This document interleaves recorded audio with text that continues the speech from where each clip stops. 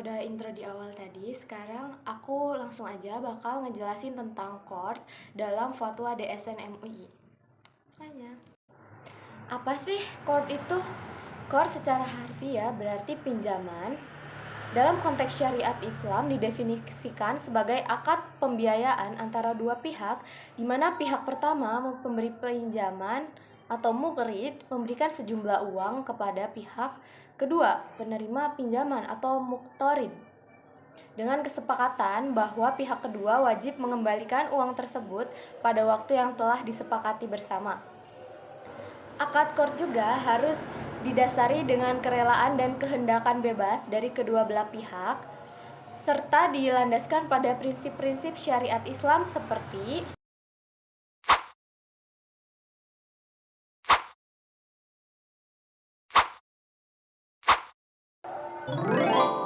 kemudian kita akan membahas syarat-syarat dan rukun-rukun qord. Yang pertama ada rukun akad qord yang terdiri dari 4. Yang pertama ijab, yang kedua qabul, yang ketiga muqrid dan muqtarid. Pada ijab yaitu pernyataan serah terima dana, yaitu muqrid menyerahkan ijab dan muqtarid menyatakan qabul atau terima dana pinjaman. Kemudian pada qabul yaitu penerimaan dana, muqtarid menerima dana dari pinjaman muqrid. Kemudian muqrid orang yang meminjamkan dana, dan kemudian muqtarid orang yang menerima pinjaman dana.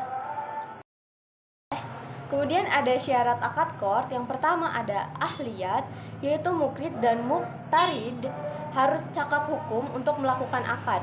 Kemudian yang kedua ada ridho atau kesepakatan.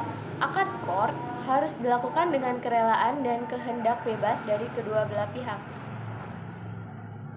Kemudian ada mampu menyerahkan dan menerima. Muqrid harus mampu menyerahkan dana pinjaman, dan muqtarid harus mampu menerima dari mengembalikan dana pinjaman. Kemudian yang terakhir ada objek akad halal. Dana pinjaman dari penggunaannya tidak boleh bertentangan dengan syariat Islam. Oke, kita lanjut kepada manfaat dan keunggulan qord. Jadi qord memiliki beberapa keunggulan dan manfaat. Yang pertama, membantu masyarakat yang membutuhkan dana. Qord memberikan solusi bagi masyarakat yang membutuhkan dana untuk berbagai keperluan, baik untuk keperluan konsumtif maupun keperluan produktif. Kemudian yang kedua ada meningkatkan kesejahteraan masyarakat. Qord dapat membantu meningkatkan kesejahteraan masyarakat dengan mendorong pertumbuhan usaha mikro dan kecil, serta meningkatkan akses masyarakat terhadap pendidikan dan layanan kesehatan. Kemudian yang ketiga, mendorong pertumbuhan ekonomi syariah. Qord merupakan salah satu produk syariah yang berkontribusi pada pertumbuhan ekonomi syariah di Indonesia. Kemudian ada ayat dan hadis tentang qord dalam fatwa DSN MUI. Fatwa DSN MUI nomor 19 DSN MUI IFID tahun 2001 tentang Al-Qord memuat beberapa ayat dan hadis sebagai dasar hukum akad qord.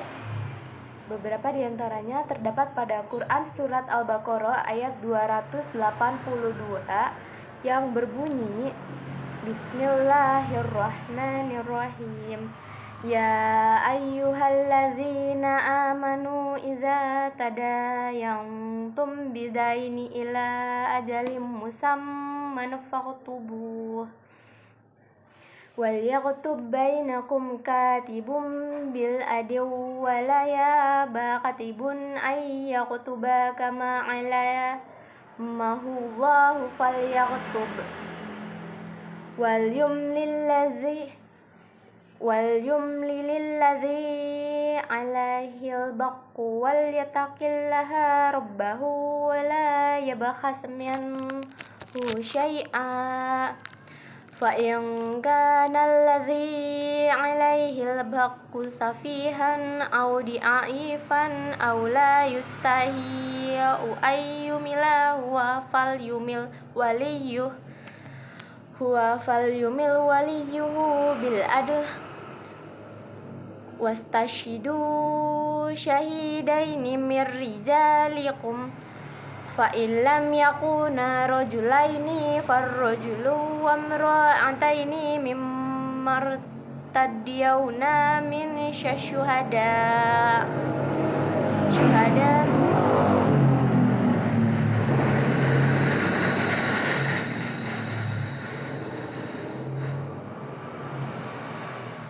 Syuhada ang tadilla ihdahuma fatuzakirra ibdahumal ukhra wala yabashuhada'u izmadu wala tas'amu an taktubu saghiran aw kabiran ila ajalih dzalikum aqtasu indallahi wa mulis syahadati wa adna ala tartabu ila an takuna tijaratan bahadiratan tudirunaha bainakum falaisa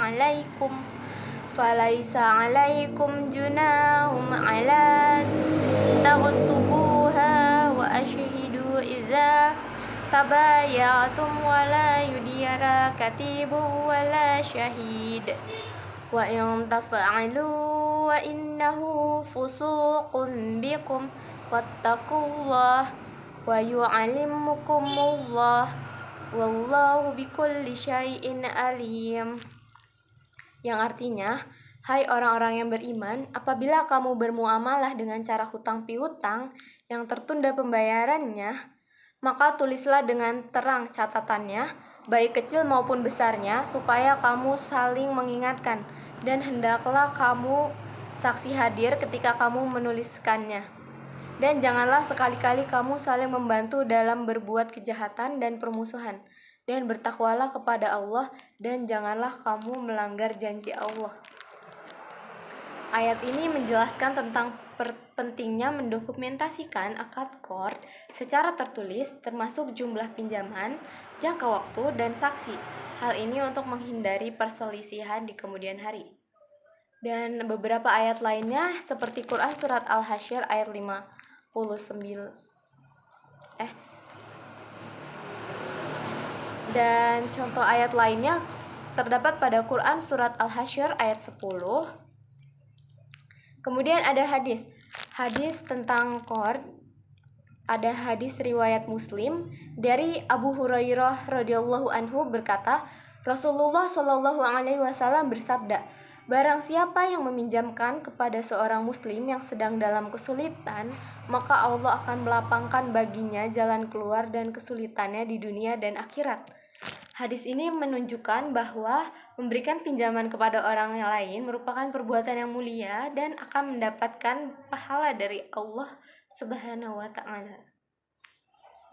Kemudian hadis lainnya ada hadis riwayat Tirmizi dari Abu Darda radhiyallahu anhu berkata, Rasulullah shallallahu alaihi wasallam bersabda, tidak halal bagi seorang muslim memakan riba maupun sedikit. Hadis ini menunjukkan bahwa riba adalah haram hukumnya dalam Islam. Akad qard harus terhindar dari riba sehingga tidak boleh ada penetapan bunga atau keuntungan yang diambil oleh pemberi pinjaman.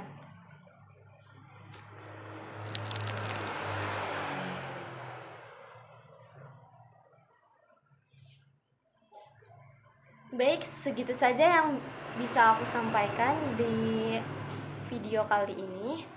Mohon maaf jika ada persalahan kata atau apapun yang menyinggung hati. Diakhiri, wassalamualaikum warahmatullahi wabarakatuh.